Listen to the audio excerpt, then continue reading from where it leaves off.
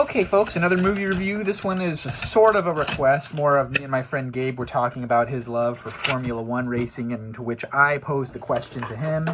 Have you seen the 2019 film directed by James Mangold, Ford v Ferrari, which I had not seen, and I picked up a copy yesterday at Rasputin's in Modesto, right there on Sisk.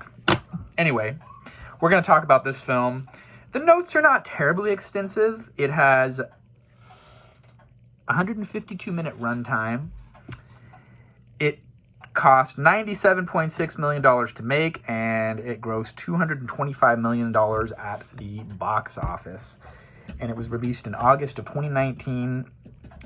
And interesting note.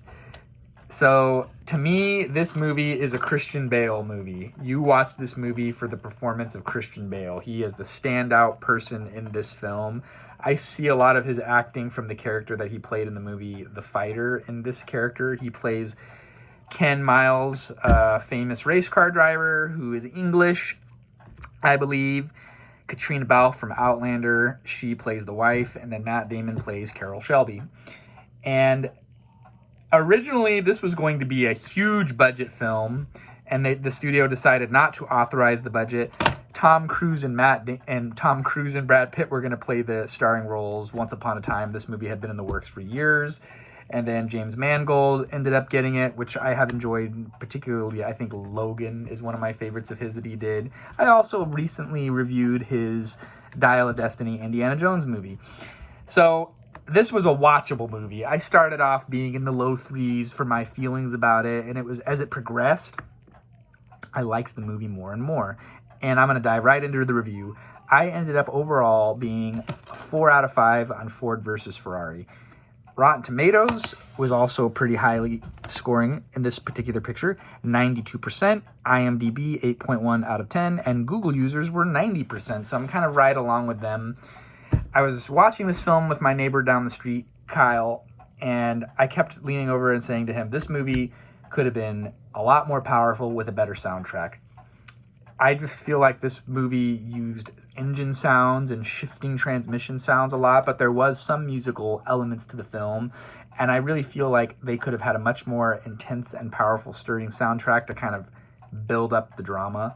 There were some scenes that I felt like could have been more poignant with a more powerful soundtrack. Personal opinion, but I felt like it was lacking for me.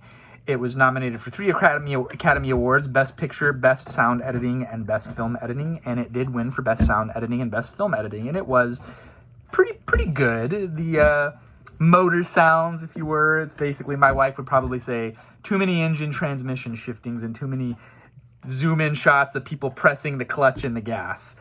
That's a big part of the film, but it is a movie about 24-hour Le Mans and Ford building the GT40 in partnership with Carroll Shelby and his team. So if you're into cars, and even if you're not into cars, it's just a really cool story. I like real-life stories. I did not dive into the real-life part of it, because obviously this is a Hollywood movie.